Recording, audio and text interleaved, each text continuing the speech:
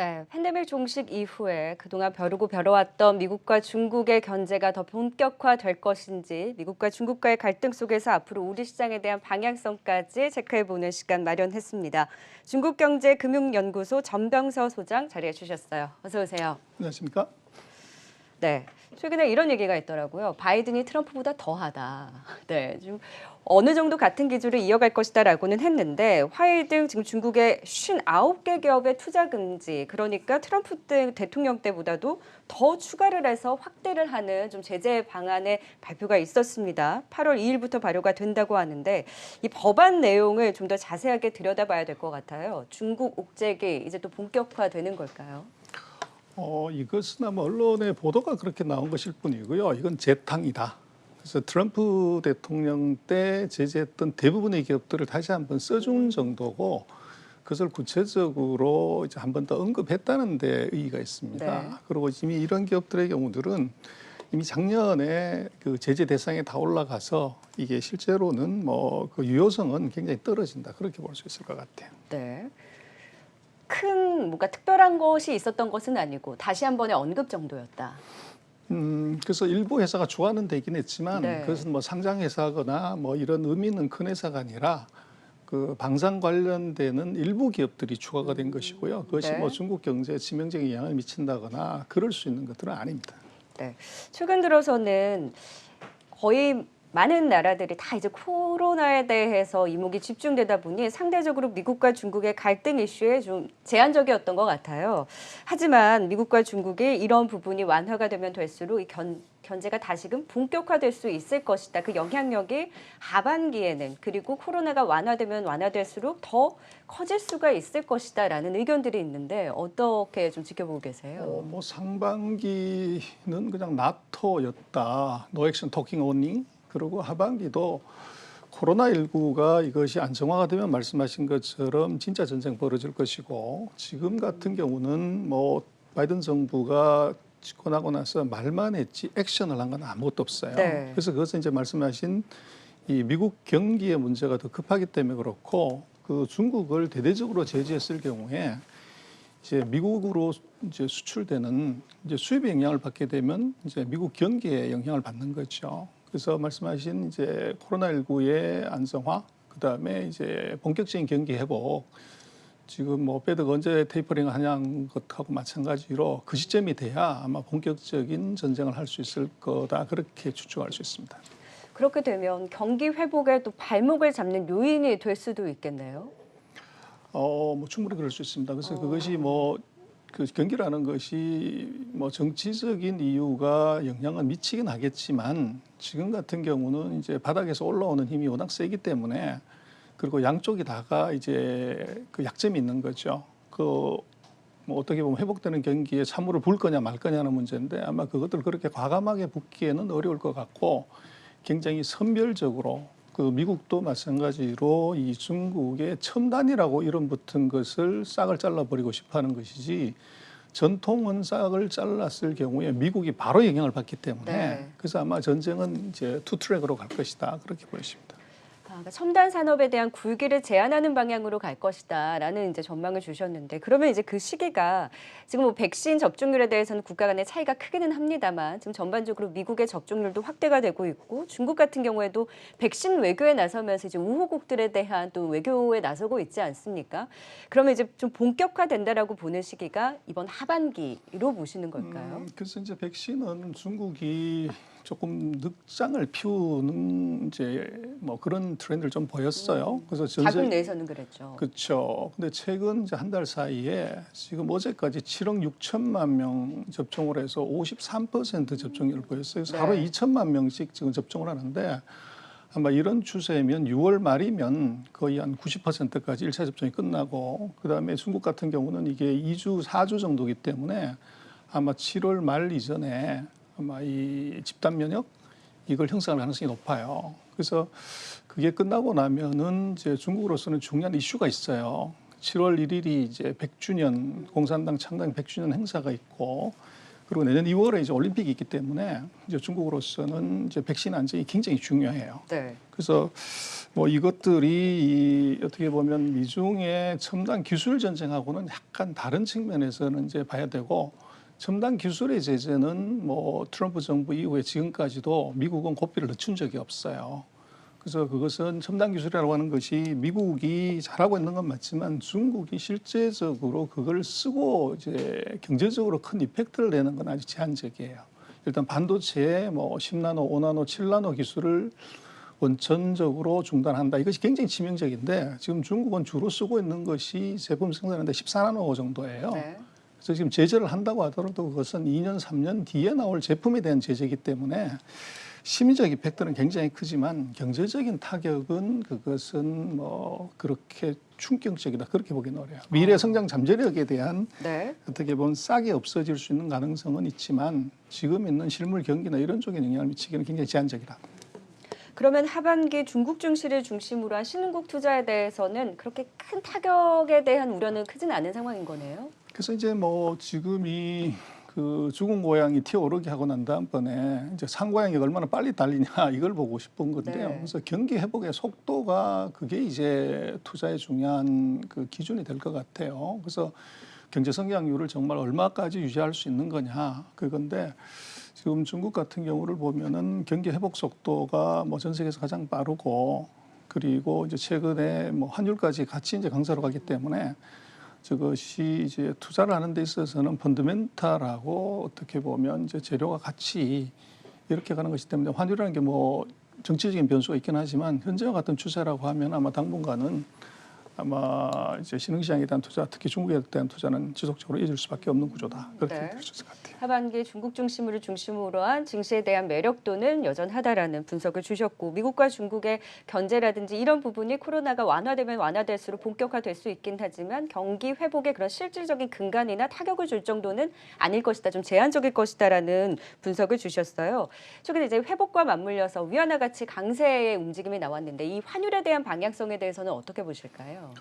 1단계 강세는 이미 끝난 것 같고요. 그래서 7.1 뭐 이 정도 선에서 6.3까지 한 10% 정도 일거에 내렸어요. 그래서 이것은 내린 것의 이유는 이게 원자재 가격이 너무 급등해서 네. 그것을 완충하기 위한 이제 이유가 굉장히 강해요. 근데 지금 6.3 정도가 되면 2018년에 갔던 저점이 6.2, 6.3이기 때문에 그렇게 되면은 이게 수출 기업에 대한 영향을 줄 수 있어요. 네. 그래서 아마 위안화 강세 기조는 추가적인 강세보다는 옆으로 횡보할 가능성, 6.3에서 4 정도 그 선에서 계속적으로 이제 옆으로 기는 행보 그렇게 볼 수 있을 것 같아요. 네, 횡보에 대한 좀 흐름에 대해서 좀 전망을 주셨어요.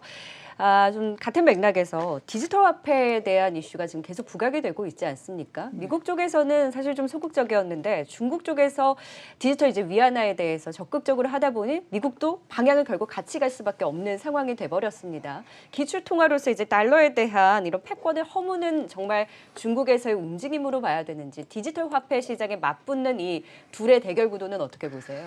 그래서 이제 그렇게 많이 얘기를 하는데 달러 패권을 위협하는 정도는 그건 너무 과장됐고요. 그래서 이 100위안짜리 우리 같으면 이제 10,000원짜리를 전자지급으로 넣어줬다고 그래서 이것이 위안화 국자가 되냐 그건 완전 넌센스고요.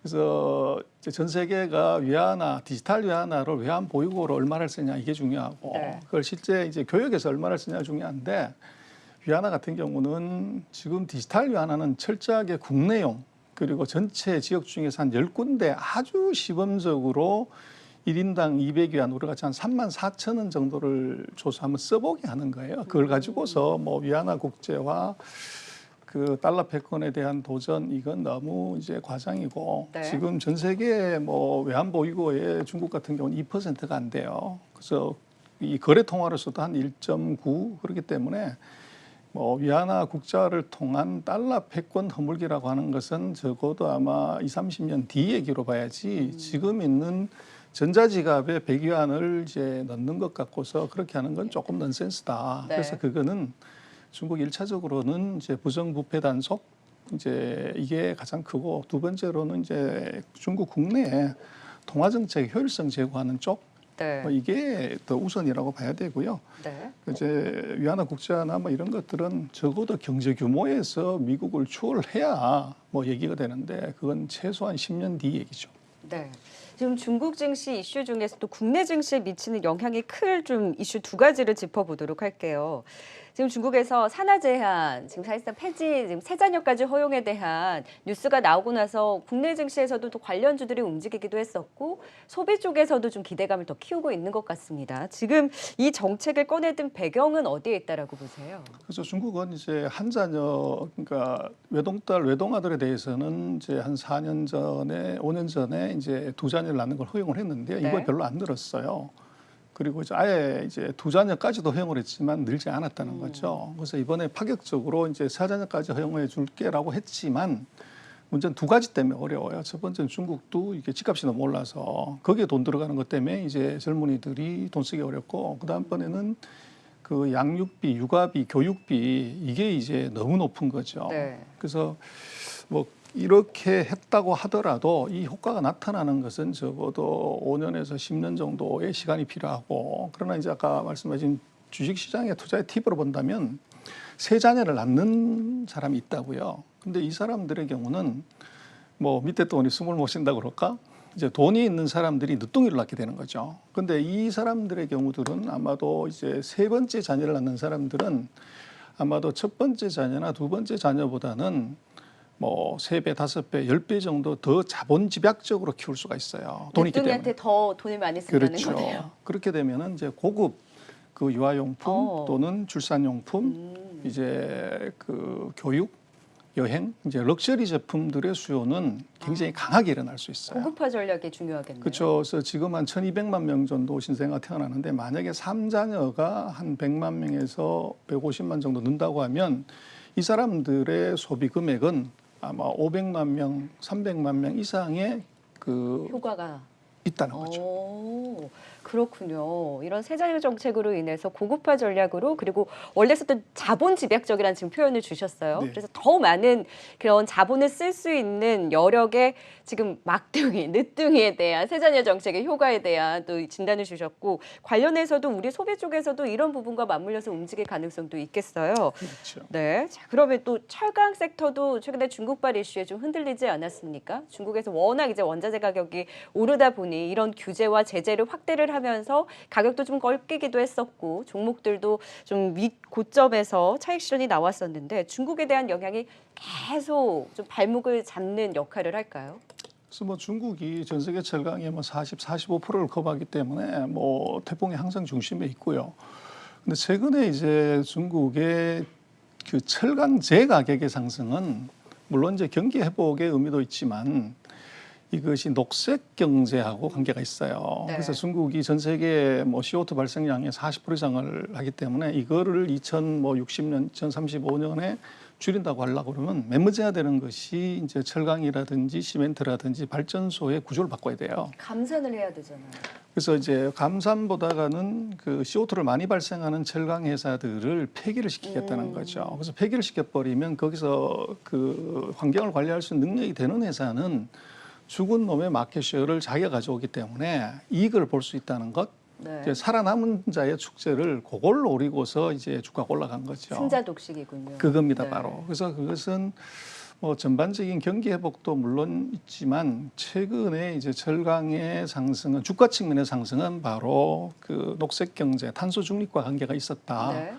그리고 지금 정부가 이제 뭐 철광석부터 이제 규제를 시작을 하는데 요것이 이제 바로 약발을 먹죠. 그래서 정부가 투기하지 마라. 이제 그렇게 하고 중국은 뭐 투기하지 말라 말로만 하는 것이 아니라 바로 창고를 뒤지죠. 그랬더니 이제 원자재 가격들 이제 떨어지는 현상이 보여졌고, 그래서 뭐 근본적으로 중국의 경기가 이게 3분기, 4분기에 이게 계속적으로 회복 추세에 있기 때문에 아마 철강주에 대한 철강 산업에 대한 수요는 이제 최근에 올라간 것은 이제 어떻게 보면 테마성이나 이슈성이 강하지만 네. 펀더멘탈이 계속적으로 좀 좋아지는 쪽으로 갈 가능성이 있어요. 그래서 철강주가 지금 최근에 보시는 것처럼 그렇게 강할 수는 없지만 이 경기 사이클 측면에서 보면 대표적인 경기 순환주이기 때문에 아마 주가는 계속 영향을 받을 것 같아요. 네, 가파른 상승세를 보였고 추세는 이어갈 수 있지만 그 전만큼의 상승은 아니더라도 긍정적인 방향에 대해서는 여전히 경기 회복과 맞물려서 가져갈 수 있겠다라는 진단도 주셨습니다. 마지막으로 지금 한미 정상회담 이후에 관련한 이제 기대가 굉장히 커졌는데 과연 이것이 우리와 중국과의 관계에 있어서는 어떤 영향을 미칠지도 좀 체크를 해봐야 될 것 같습니다. 어떻게 보세요? 그래서 우리는 뭐 중국이 한국한테 보복을 할 거다 이런 이제 그 코멘트가 많았었는데요. 제가 볼 때는 조금 반대일 가능성이 높아요. 그래서 중국하고 미국이 어떻게 보면 서로 편가르기를 하는 상황이기 때문에 중국이 이제 미국이 어떻게 한국한테 한 건가를 보고서 대응을 하게 되죠. 그래서 과거 같았으면 이제 사드 보복처럼 그렇게 할 수가 있겠지만 이번에는 미국이 뭐 어떻게 보더라도 한국한테 굉장히 우호적인 것을 보였기 때문에 네. 만약에 중국이 한국에 대해서 굉장히